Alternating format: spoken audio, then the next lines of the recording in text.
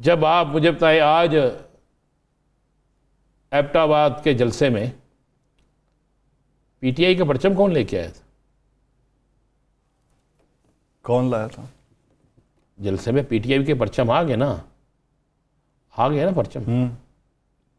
तो कहाँ कहाँ किस किस जगह पे ये वाक़या नहीं होगा? तो वो तो सर्वेज भी बता रहे हैं ना करो यार, अगे एक टीवी नंबर वाहता तो देती ना करो, ताड़ी मेहरबानी यार। उसके बाद तो अब बहुत से लोग कहते हैं असि नहीं लड़ना जी इलेक्शन। अल्लाह पाक की कसम है, ये कसम खा के कह रहा हूं, एक बड़ा सीनियर जर्नलिस्ट, आप नहीं तो अरशाद आरिफ साहब से हल्फन पूछ लीजिएगा, एक बड़ा सीनियर जर्नलिस्ट कहता है जनाब मैंने एक बड़ी सियासी जमात से पूछा कि किस हल्के से आपका कौन कौन लीडर इलेक्शन ला रहा है, तो उन्होंने कहा जी हमारे अपने शहर लाहौर में हमें हल्का नज़र नहीं आ रहा जहाँ से हम इलेक्शन लड़ के जीत जाएं, लेकिन मैं टीवी पे बैठ के यार कुछ और कहूँगा, इसलिए कि टीवी होता है, उस पर मेरी मजबूरी है। तो मैंने हंसना शुरू कर दिया। मैंने कहा जी बात यह है कि कब तक ये सब कुछ चलेगा? अवाम बेजार हो गई है, अवाम बड़ी सख्त बेजार हो गई है। और मैंने इस पाकिस्तान के अंदर उस शख्स को हमेशा उस जमात को पिटते देखा है जो जमात वक्त से पहले कहे कि मैं जीत गई। मैंने तो आज सवाल ये भी किया, या सर वैसे एक सवाल आपसे मैं करता हूँ, आज आपसे सवाल करता हूँ। अच्छा जी, अल्लाह खैर करे जी। केस क्लियर नहीं है आपका, इलेक्शन की भी इजाजत नहीं है आपको, आपने वजीर आजम का प्रोटोकॉल लेना शुरू कर दिया, तो इसमें क्या गलत? क्या इसका मतलब आपको इजाजत मिल गई है? बंद करो दालते, फिर बंद करें सारा कुछ। तारड़ साहब का आपने बयान नहीं सुना? नहीं वो तो मैं सुना है ना, तो फिर वो बंद कर दे फिर सारा कुछ। क्यों इलेक्शन करवा रहे, इतना अरबों रुपया क्यों खर्च करना है? लगाएं बस जनाब, लगा दें। हम तो मानने वाले हैं, क्या होगा, हम तो वो कौम है 5 जूते नहीं जनाब 10 मार लो, लेकिन बंदे 3 रख लो, क्या यही होगा ना, कर दे फिर।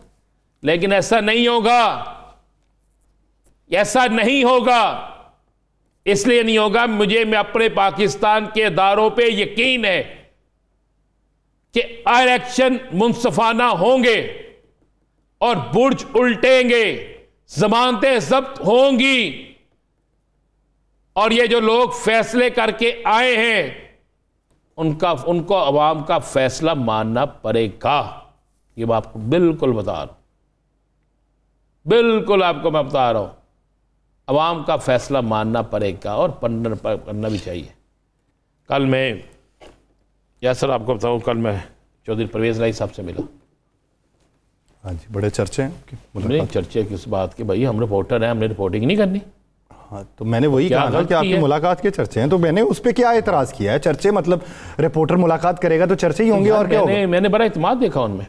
अच्छा। और बड़े पूरे इत्मीनान थे। मैंने उनसे बड़े सवाल जवाब भी किए, ऑफ द रिकॉर्ड भी मेरी बड़ी बातें हुई और ऑन द रिकॉर्ड भी बातें हुई। तो उन्होंने कहा जी मैं तो इलेक्शन लड़ रहा हूँ। बल्कि एक मौके पर उन्होंने कहा कि उन्होंने भी लाडले का लफ्ज़ इस्तेमाल किया, उन्होंने भी लाडले का लफ्ज़ इस्तेमाल किया। उन्होंने कहा जी मैं तो ये चैलेंज से कहता हूं कि जितने लाडले हैं उनके मुकाबले में जो नहीं लाडले, उनके छोटे से बच्चों को इलेक्शन लड़ा दें, वो भी जीत जाएंगे।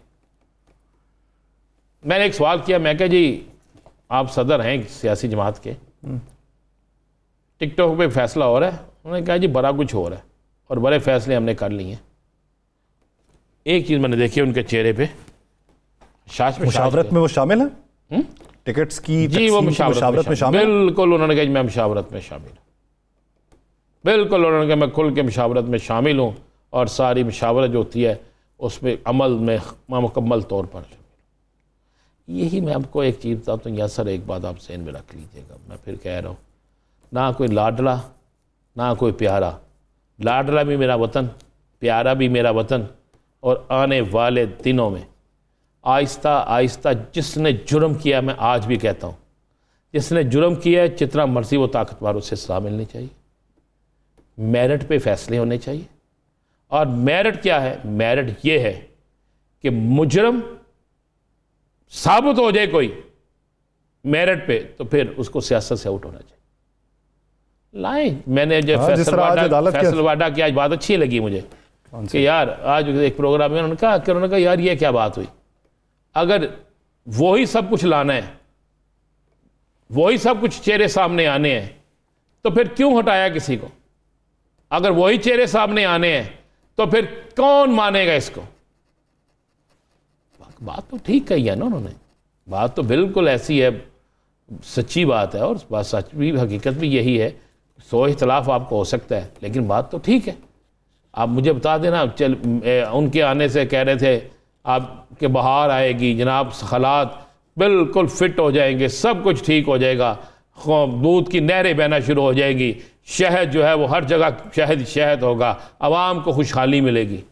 दूध की नहरें नहीं, वो पानी की नहर बह रही थी, तो उसमें थोड़ा सा उन्होंने 120 रुपए किलो थे सिर्फ आलू ने, पानी की नहर बह रही थी तो उसमें थोड़ा सा उन्होंने दूध मिक्स किया। नहीं उनके बस में हो तो पानी भी बंद कर दें, या सियासतदानों के बस में हो छोड़ दें। आप क्या बात करते हैं यार? ये नया जोड़ तोड़ जो है बलूचिस्तान में, वो हवा फेरी पाकिस्तान पीपल्स पार्टी में माजी गरीब में, उन्होंने इशारा भी दे दिया, उन्होंने वादे भी कर लिए कि हम आएंगे आपके पास, वो सारे उठ के PMLN में आ रहे हैं। एक सर्वे है जिसके मुताबिक अगर बात कर ली जाए बलूचिस्तान की, तो बलूचिस्तान में पॉपुलैरिटी अभी जो है, बाप को निकालें पाकिस्तान मुस्लिम लीग नून, PTI, पीपल्स पार्टी, उनकी देखें तो PTI ऊपर, पाकिस्तान पीपल्स पार्टी दूसरे नंबर पे, तीसरे नंबर पे PMLN।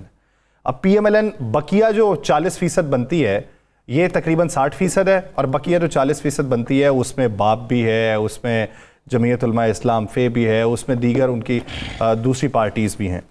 तो ये क्या मिक्सअप होके कुछ काम बन जाएगा इनका, या पाकिस्तान पीपल्स पार्टी को ही साथ में लाना पड़ेगा? कल का हाफिज हुसैन अहमद साहब को इस पे लेंगे साथ। उन्होंने आज बड़ी गुफ्तगू की हुई है, बड़ी मज़ेदार सी चीज़ें उन्होंने फिर से बोलने पे आ गए हैं। तबीयत उनकी अब बेहतर है। अच्छा। अब वो बोल रहे हैं, और उन्होंने बलूचिस्तान पे बड़ी अच्छी बातें की हैं। बात ये ना सर्वे मेरा है, ये ना सर्वे आपका है, ना किसी और का। जिनके ये सर्वे हैं उस पर उनको फैसला करना पड़ जाएगा। आप ज़हन में रखिएगा, अब बड़े नाम किसी के साथ जाने से, बड़े नाम किसी के भी साथ जाने से सियासत पे कोई असर नहीं पड़ेगा। ये ज़रूर होगा कि हम जैसे नकम्मे तजियाकार जो है ना, वो बैठ कर ऐसे ही उन पार्टियों को बड़ा छोटा बना देंगे और कोई फ़र्क नहीं पड़ेगा। भाई वोट किसने देना है? अवाम ने। अगर बड़े नामों को वोट पड़ने होते, अगर सिर्फ बड़े नामों को वोट पड़ने होते, तो पाकिस्तान में कभी भी कोई तीसरी सियासी जमात ना आती। यासर साहब, कोई तीसरी जमात होनी नहीं थी। अब रोना इस बात का है कि जनाब पहले ऐसी अब्बा जी फिर बेटा, फिर अब्बा जी फिर बेटा, फिर अब्बा जी फिर बेटा, पहले आपस में तकसीम होती थी ना, ये साल तुम्हारा, ये तुम्हारा, ये तुम्हारा, ये तुम्हारा। हम पागलों की तरह जनाब उनके बयानी पे सुनते रहते थे, हम तकरीरें दिखाते थे, कभी बाटी गेट चौक की तकरीर दिखाते थे कि गिरेबान से पकड़ के ना कर दो, मेरा नाम बदल देना। कभी उनका दिखाते थे कि ये फलां है, कभी उनका दिखाते थे ये फलां। ये सिर्फ अवाम को, मैंने कहा ना, बेवकूफ़ बनाने के लिए होता था।